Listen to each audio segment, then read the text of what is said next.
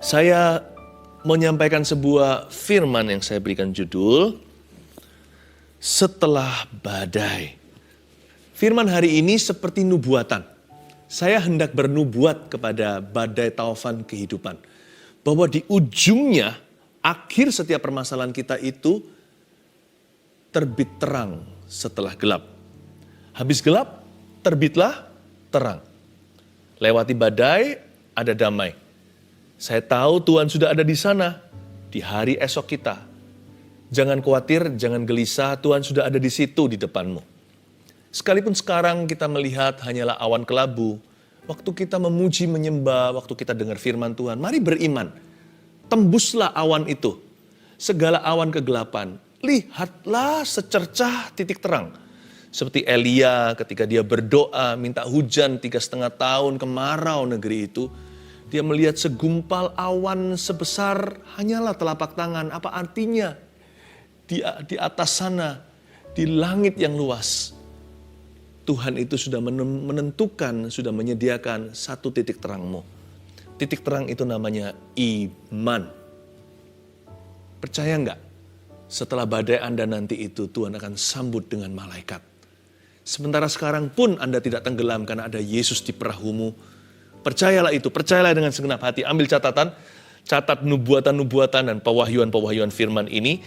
Ayub pasal 42 ayat yang pertama sampai ayat yang ke-6. Jadi sekarang saya bahas 6 ayat. Nanti pasal terakhir Ayub, pasal kemenangannya Ayub di dalam pencobaan. Sisa ayat-ayat berikutnya saya bahas saat teduh kemudian ya. Jadi ini seri, part 1, part 2. Tapi sekarang saya beri judul dulu, Setelah Badai. Ayub mencabut perkataannya dan menyesalkan diri, ayat pertama, Ayub 42. Maka jawab Ayub kepada Tuhan, aku tahu bahwa engkau sanggup melakukan segala sesuatu dan tidak ada rencanamu yang gagal. Firman-Mu, siapakah dia yang menyelubungi keputusan tanpa pengetahuan? Itulah sebabnya tanpa pengertian aku telah bercerita tentang hal-hal yang sangat ajaib bagiku dan yang tidak kuketahui, kata Ayub. Firman-Mu, dengarlah, maka akulah yang akan berfirman. Aku akan menanyai engkau supaya engkau memberitahu aku. Hanya dari kata orang saja aku mendengar tentang engkau, tetapi sekarang mataku sendiri memandang engkau, ya Tuhan.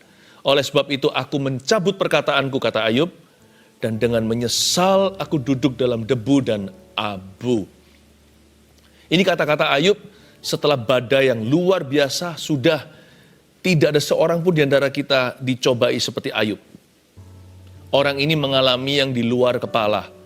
Seolah-olah di luar batas kemampuan manusia. Tapi buktinya Tuhan setia.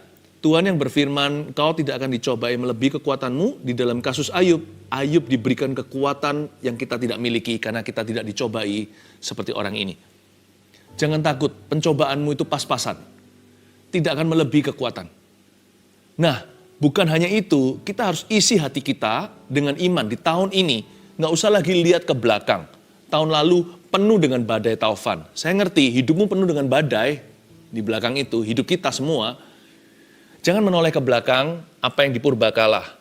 Lihatlah Tuhan hendak melakukan perkara yang baru, belumkah engkau mengetahuinya? Habis hujan, terbitlah terang. Setelah badaimu nanti ada damai, bahkan ada upah. Udah, tahun ini kita memandang ke depan ya. Kita ambil iman. Kita buat keputusan memandang ke atas saja kepada Kristus, di mana Yesus ada bersama dengan Allah Bapa. Kita memandang ke depan. Mata itu tertuju lurus di depanmu. Udah jangan ungkit-ungkit yang di belakang situ.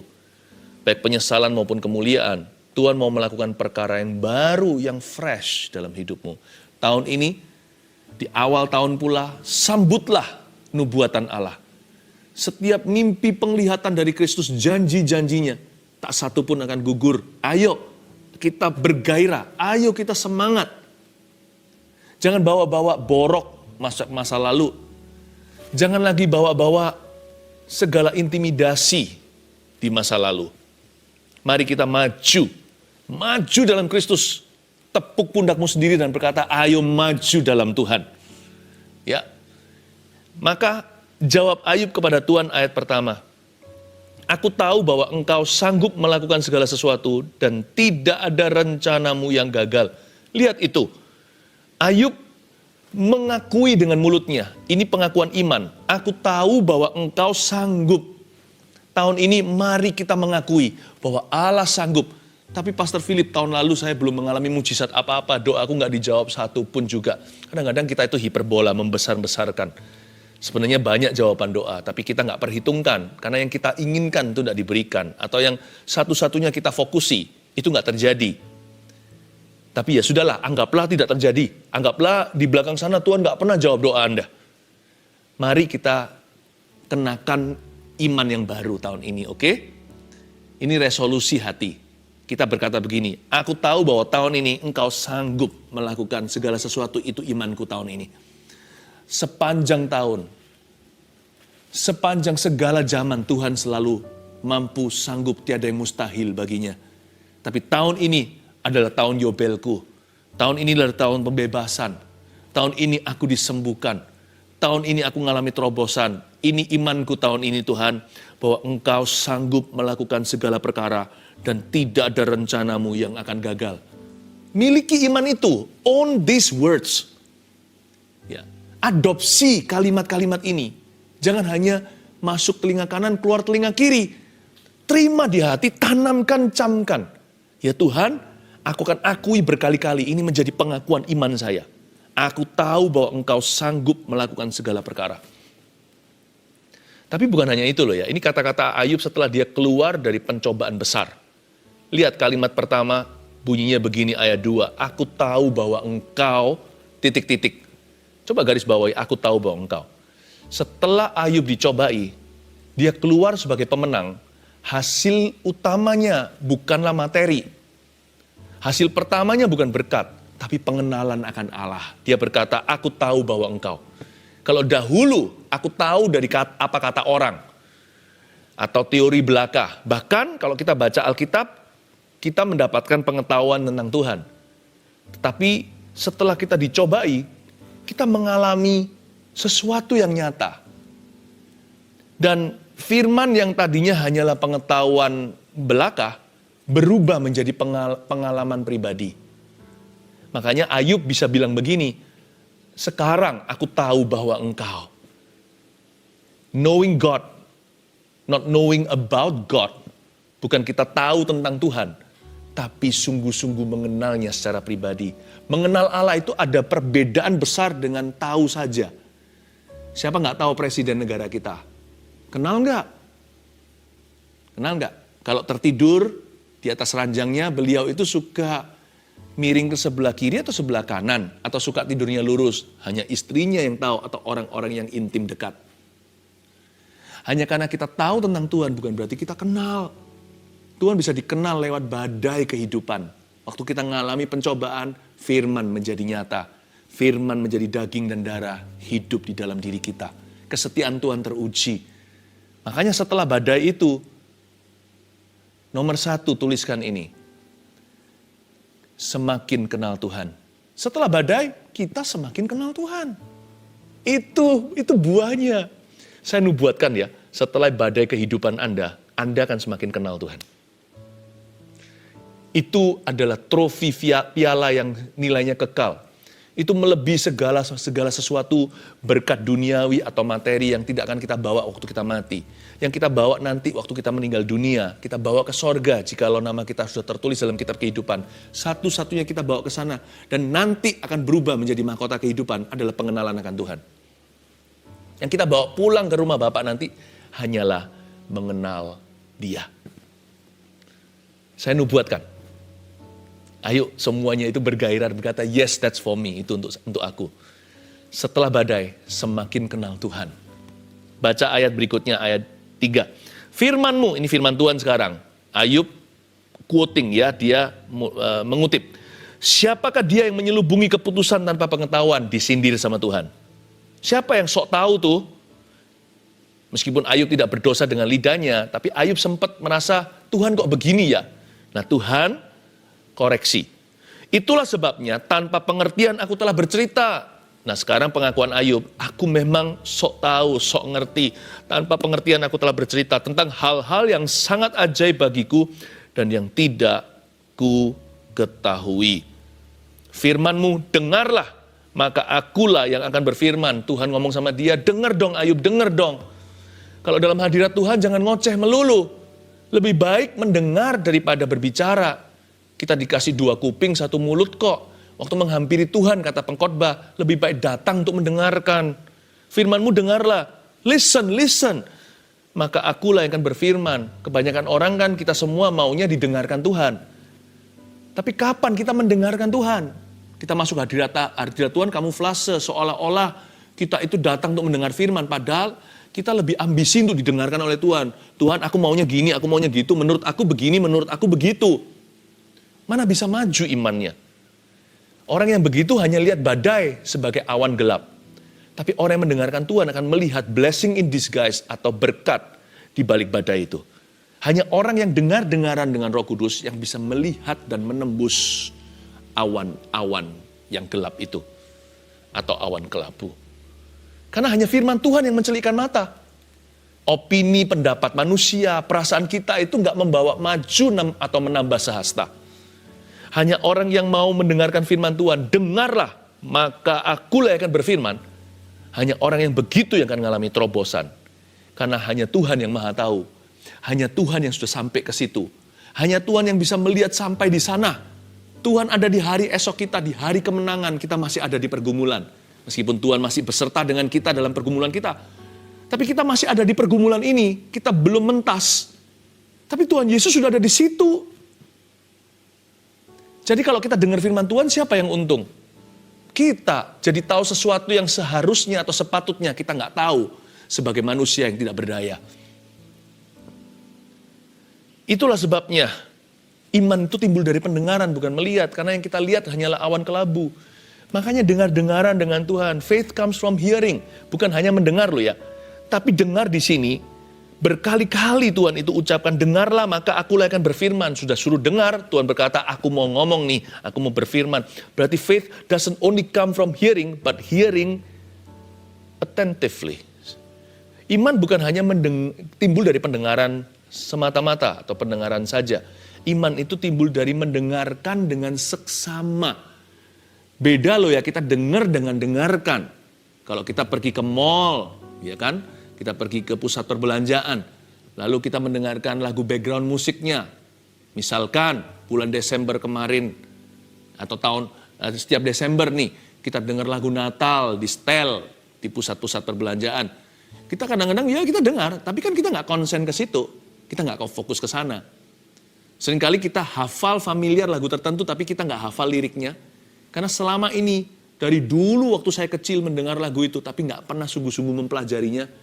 Banyak orang kayak gitu sama firman. Kira-kira ada di Alkitab, tapi nggak pernah seksama mendengarkan. Makanya nggak jadi iman. Nggak jadi iman. Karena itu kalau kita mau punya iman dan melihat perkara-perkara ilahi setelah badai kita, badai kehidupan, you need to listen to God in the storm. Kita perlu mendengarkan secara seksama Tuhan Yesus selagi kita berada di dalam badai pergumulan. Dan nanti iman akan ajari kita untuk percaya tanpa melihat. Ayat 3b bunyinya begini, itulah sebabnya tanpa pengertian aku telah bercerita. Ayub mengaku dosa, padahal dia nggak berdosa dengan mulutnya. Tapi Tuhan itu saking sucinya, sampai Ayub yang begitu saleh pun merasa berdosa. Dia berkata, Lord, I talk too much. Saya bicara terlalu banyak, tanpa pengertian aku telah bercerita. Dan aku terlalu ngotot, terlalu memaksakan kehendakku. Aku harus tahu sekarang segala sesuatu. My friends, saudara-saudaraku, it is okay to be in the dark if you are in the presence of God. Gak apa-apa loh kita itu berada dalam kegelapan. Bukan kuasa kegelapan loh ya. Kalau itu gak boleh, itu setan. It's okay, gak apa-apa kita berada dalam kegelapan asal kita berada bersama dengan Kristus dan di dalam Kristus. Anak saya kalau takut waktu kecil nih, ya waktu tidur di kamar kami, Lalu dia takut sekali. Saya berkata, it's okay, you are in the dark with daddy and mommy. Kamu ada, enggak apa-apa nak. Kamu kan ada bersama papa mama dalam kegelapan ini. Kalau nyala lampunya kan kamu nggak bisa tidur.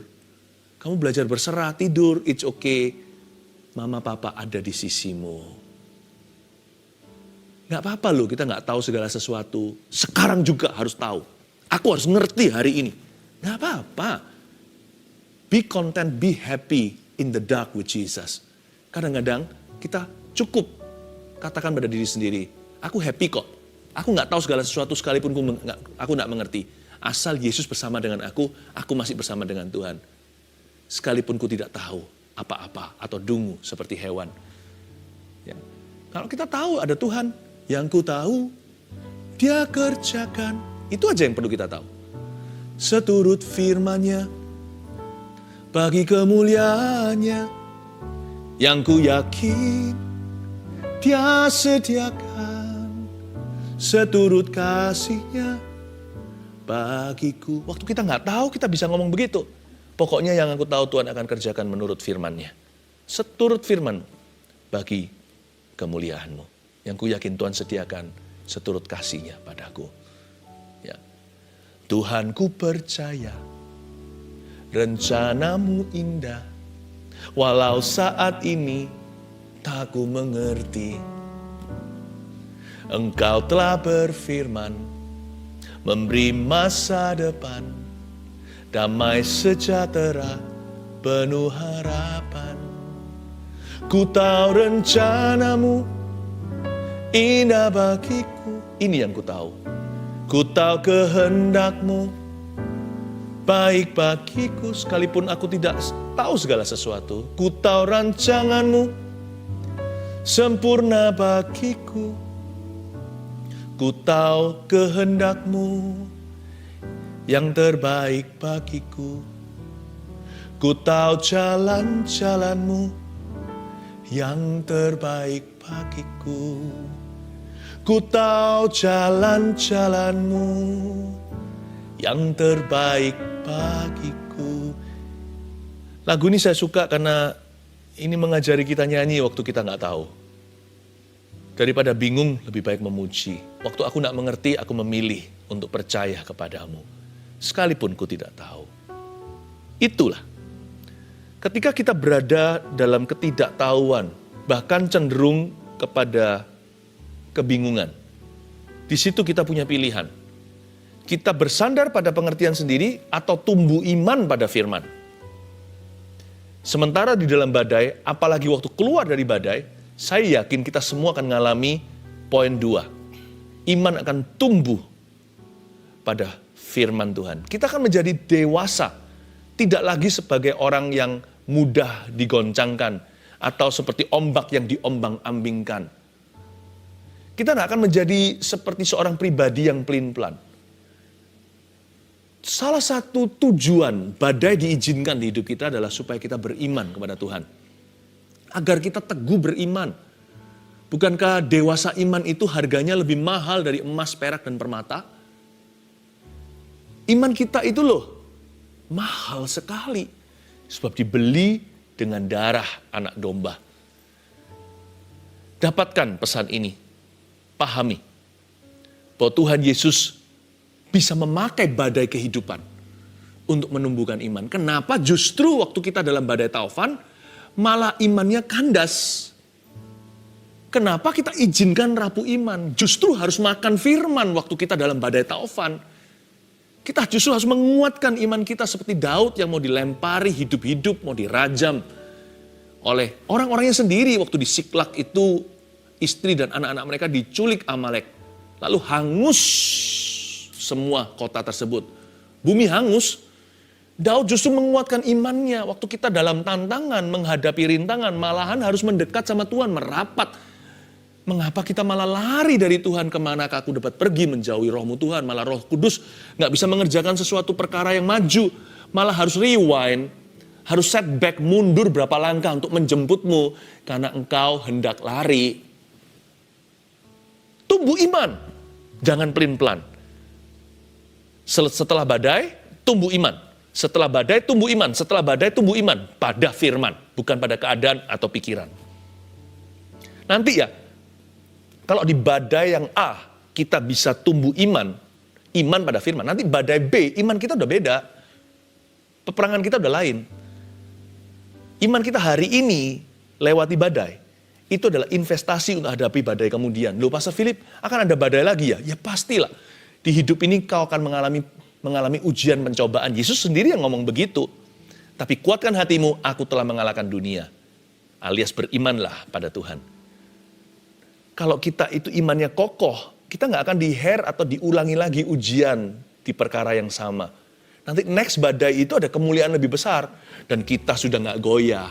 Ketika kita mengalami pencobaan berikutnya, pencobaan itu biasa-biasa. Setelah badai, inilah buah. Ini yang dicari oleh Tuhan dan yang harus kita usahakan di akhir setiap permasalahan. Ya. Yang ketiga, kita akan baca dulu ayat yang kelima. Hanya dari kata orang saja aku mendengar tentang engkau. Tetapi sekarang mataku sendiri memandang engkau, kata Ayub. Oleh sebab itu aku mencabut perkataanku, dan dengan menyesal aku duduk dalam debu dan abu. Jangan perhatikan kata menyesalnya, perhatikan kata dia duduk dalam debu dan abu. Hebat ya, setelah badai Ayub bukan lari, malah duduk di hadirat Allah. Nomor 3, setelah badai mendapatkan kepercayaan Tuhan. Yang duduk dalam lindungan yang maha tinggi, yang bernaung dalam naungan yang maha kuasa akan berkata, kataku tentang Tuhan, gunung batuku, kekuatanku, kota bentengku. Itu Mazmur Daud. Arti rohani duduk di sini itu artinya tested, teruji, secure, aman. A seasoned believer atau seorang orang percaya yang didewasakan imannya.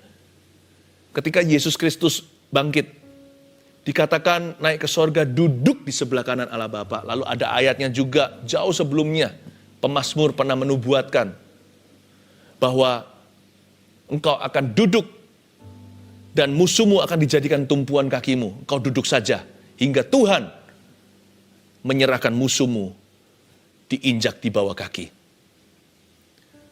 Kata duduk di situ, duduk di sebelah kanan Allah Bapa, itu berarti with authority, dengan otoritas.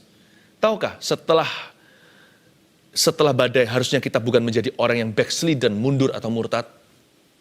Harusnya kita menjadi a seasoned soldier atau menjadi seorang tentara yang banyak dekorasi pangkatnya karena pernah perang ini, perang itu, pernah diutus ke medan peperangan tertentu. Sedangkan rookie atau seorang pejuang yang baru belum pernah mencicipi medan peperangan. Sekalipun sama-sama pegang senjata, tetapi seorang yang sudah menjadi veteran, seorang yang menjadi pahlawan mendapat hormat yang berbeda. Tahukah di alam sorga, dalam alam roh juga ada orang yang punya otoritas lebih, sekalipun kita semua sama-sama dikasihi. Waktu Ayub duduk dalam debu dan abu, dia bukan bertobat dari dosa tertentu. Hari itu dia berkata, I'm staying with you. Aku tetap bersama dengan Tuhan. Setelah badai ini berlalu, ini kan di transisi ya, ayat 1-6 ini persis di penyeberangan. Ayub belum sungguh-sungguh menyeberangi Laut Merah atau Sungai Yordan. Dia masih ada di transisi. Masalahnya masih di sana, karena Ayub nanti di ayat berikutnya, saat teduh berikutnya ini saya akan bahas bagaimana Ayub dipulihkan. Sementara dia bicara ini, dia masih setengahnya berada di dalam pencobaan. Hanya kali ini sudah ketemu Tuhan. Sebelumnya kan dia cari-cari, di mana Tuhan? Where are you? Where are you? Why are you silent? Kenapa engkau diam dalam pencobaanku? Kenapa engkau diam saja dalam pergumulan saya? Jadi dia sekarang sudah hampir mentas tapi masih ada di dalam kekelutan jiwa. Paling tidak fisiknya masih begitu. Semua yang hilang belum kembali. Nah waktu itu Ayub berkata, aku duduk dalam debu dan abu. Nanti setelah aku keluar, waktu aku pulih, engkau akan dapati aku duduk di dekatmu. Aku tidak lari. Itu yang disebut mendapatkan kepercayaan Tuhan. Dia gak mau jadi orang yang hilang setelah pencobaan.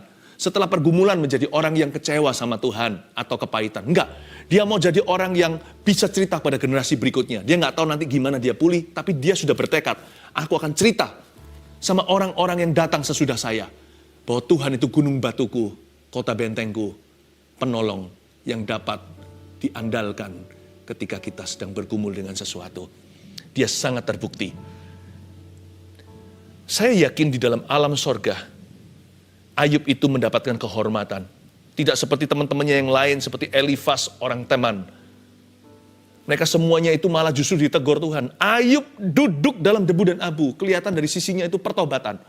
Tapi dari sisi Tuhan itu kepercayaan. Ayub mendapat kepercayaan Tuhan. Saya yakin kalau Anda lolos atau lulus dari badai yang sekarang, kayaknya ada berkat besar menanti Anda. Karena orang kepercayaan Tuhan tidak pernah dihempas atau ditinggalkan. Setelah Yesus puasa 40 hari, lalu dilayani oleh para malaikat, siap-siap malaikat akan datang untuk melayani Anda dan rumah tangga Anda. Karena orang yang mendapatkan kepercayaan Tuhan, mendapatkan segala-galanya. Orang yang teruji, dihormati. Orang yang pengalaman, punya otoritas untuk berkata kepada yang lainnya, dan bersaksi dari kehidupannya, dan menjadi panutan, teladan, dan kekuatan bagi orang lain yang bergumul sama seperti dia. Namun demikian, Anda sudah lulus di hadapan Allah. Ayo lulus ujian. Jangan mau kita on and off dengan Tuhan. Jangan lari, jangan kecewa, jangan putus asa, jangan kepahitan, jangan menghujat Tuhan. Jangan marah sama sorga. Tahukah pencobaan itu adalah cara lain Allah ingin mendewasakan iman Anda. Sebentar lagi ada wisuda. Di mana ada ulangan, itu berarti sebentar lagi ada yang namanya graduation. Ada perayaan wisuda mahasiswa. Anda adalah mahasiswa sorga, siswa-siswa firman. Setiap kita adalah murid-murid Yesus. Kalau kita ditempa, jangan kita menjadi orang yang berubah imannya atau berubah setia. Malahan duduklah dalam debu dan abu pun aku tetap di situ. Sampai badai berlalu, aku mau jadi orang kepercayaan Tuhan. Betapa besarnya berkat yang menanti orang-orang kepercayaan. Ini itu dipercayakan sama Tuhan. Ini semua diserahkan ke tangannya. Bukankah demikian? Orang yang punya 5 talenta ditempa, tentunya banyak sekali rintangan, tapi karena dia setia, dikasih 10 kota. Coba lihat nanti ya ke depan hidupmu. Seperti Ayub, Anda dipercayai ini dan itu oleh Roh Kudus. Tuhan Yesus ada di dalam kehidupan Anda. Pegang erat-erat di dalam badai. Asal dia di perahumu, perahumu tidak akan tenggelam. 1, 2, 3, setelah badai semakin kenal Tuhan. Katakan amin. 2, setelah badai tumbuh iman pada firman. Dan setelah badai mendapatkan kepercayaan Tuhan. Bukankah itu cerita hidup kita? Banyak di antara kita mengalaminya yang lalu, badai-badai taufan. Lihat di mana kita hari ini. Semua karena kita lulus di masa lalu. Maka ada hari ini berkat-berkat Kristus. Ayo lulus lagi, berkat Kristus menantimu. Haleluya.